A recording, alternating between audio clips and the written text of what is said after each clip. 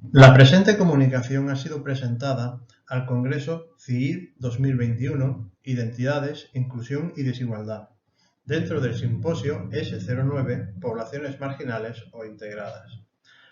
Lleva por título Un lugar en la demografía histórica, mujer, hogar y censo de población. Ha sido realizada por Sara Cortés Dumont, de la Universidad de Jaén, y Daniel David Martínez Romera, de la Universidad de Málaga. Con la presente propuesta queremos subrayar la importancia del trabajo con fuentes primarias siempre que sea posible. Además, en nuestro caso, esto va a suponer una vinculación con la herencia documental del pasado y su conservación, gracias al ejemplo que vamos a utilizar, que es la fuente del catastro de Ensenada, sobre todo en la parte que está digitalizada, las respuestas generales, en el portal Pares. Gracias a esta digitalización, el público, la población en general, y sobre todo también los especialistas, por supuesto, tienen acceso a una fuente que les permite explorar aspectos del pasado que muchas veces pueden resultar interesantes en términos teóricos, pero de los que normalmente se carece de información mínimamente rigurosa para poder establecer un análisis y, pues, sobre todo, unas conclusiones que sean fehacientes. El objetivo inicial es conocer la situación de la mujer en el siglo XVIII a partir de fuentes documentales. Sin embargo, faltaría por matizar que esto se tiene que concretar en un lugar específico y delimitado para que sea practicable. Por ello, planteamos un estudio de caso centrado en el municipio de Aguilar de la Frontera. Y además, seleccionamos una parte de las fuentes para hacer practicable la investigación debido a la riqueza y diversidad de matices que tiene, y lo hacemos utilizando el libro de Cabezas de Familia. Para hacer esto, nosotros planteamos una metodología mixta que parte primero de la transcripción, es decir, convertir el texto escaneado en texto legible en formato digital. En segundo lugar, una tabulación, una conversión cuantitativa y una tabulación de los datos que no siempre se expresan de manera cuantitativa. Y en tercer lugar, un análisis de los mismos, apoyándonos en el programa informático SPSS. Las principales cuestiones que se han podido observar y que todavía no agotan el análisis son las siguientes. De las 1.566 cabezas de familia, mejor dicho, estudiadas, 356 lo eran de mujeres. Dentro de estas, el 40,45% ostentaban un trato específico de denominación de doña, por el 8,76% de los hombres. En cuanto al estado civil de las cabezas de familia, las mujeres casadas y cabezas de familia representaban el 0,32%, por el 65,26% de los hombres.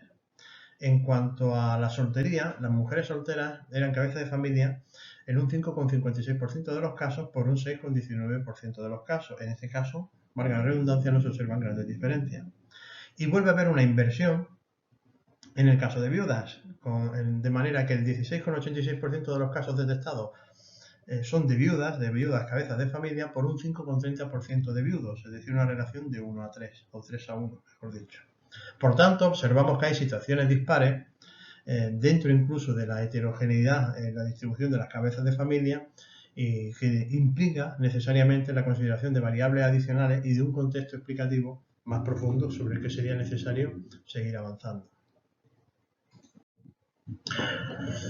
La discusión de los datos nos llevaría a señalar, primero, la necesidad de prudencia en los datos obtenidos, ya que se trata de un estudio de caso y, por tanto, de una muestra reducida, por lo que sería necesario hacer réplicas comparables en otros estudios, tanto del propio catastro de Ensenada como incluso de otros lugares de Europa o de España en el que no había este tipo de fuentes documentales y se contaba con otras, de manera que se pueda tener así una imagen lo más cotejada posible de cuál era la situación de la mujer en el siglo XVIII, y poder determinar si era una situación más o menos favorable que en el resto del contexto que se considera.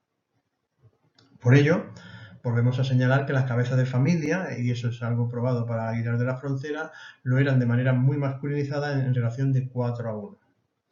Sin embargo, la determinación de la mujer como cabeza de familia dentro de esta estructura presentaba una heterogeneidad que todavía necesita ser explicada. Por un lado, las personas solteras, mujeres y hombres solteros, lo eran de manera muy similar, no así cuando se estaba casada, que era preeminentemente masculina, y cuando se estaba viuda, que era preeminentemente femenina.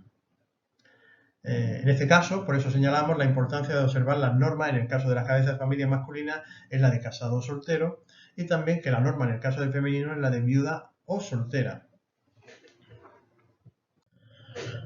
A modo de conclusión, queremos señalar que consideramos el objetivo razonablemente alcanzado, si bien la fuente permite un análisis más detallado, por ejemplo, de la estructura interna del hogar y de la posición de la mujer en el mismo. También podemos señalar que los resultados evidencian comportamientos bien definidos para la época, pero que presentan claras divergencias por razón de sexo, aunque también se han encontrado variables como la posición social, que ha demostrado tener un carácter explicativo importante. También es necesario considerar el modelo de familia de la época, así como diferenciar la formalidad documental recogida de las dinámicas practicadas en el hogar, es decir, la posible discrepancia que hubiera entre la formalidad de lo expresado en la fuente y lo que realmente se practicara. Esto sería una crítica sobre el pragmatismo de la dinámica del hogar, ¿no? En este sentido, aprender de las fuentes del pasado supone también un ejercicio de formación científica que consideramos muy relevante y que debe alertarnos tanto de las tentaciones de presentismo como de las divagaciones anacrónicas. Comprender y estudiar el pasado no nos puede llevar a hacer generalizaciones sobre el mismo con los valores y el conjunto de visión científica o incluso cultural que tenemos en la actualidad. Hay que tenerlo, los conceptos de la época eran pertinentes en el contexto de la época y no en la actualidad. Finalmente, sería pertinente comparar la situación de la mujer en este contexto del antiguo régimen con otros lugares dentro y fuera de España, para poder entender mejor el significado de los datos registrados, en un ejercicio de contextualización a diferentes escalas que nos permitiera darle cierta robustez a las conclusiones que se pudieran alcanzar. Esto ha sido todo por nuestra parte. Muchas gracias por su atención.